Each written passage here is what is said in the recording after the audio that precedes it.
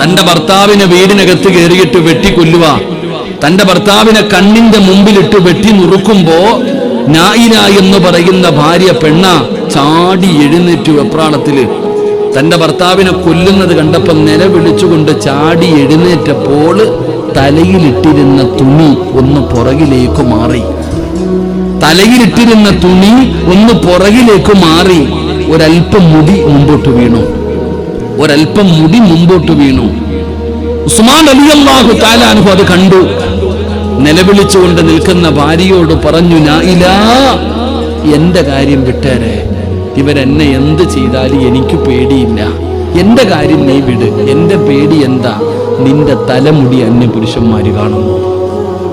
നായില, നിന്റെ തലമുടി പുറത്തു കിടക്കുന്നു. അത് നിന്റെ ഔറത്താണ് നായില.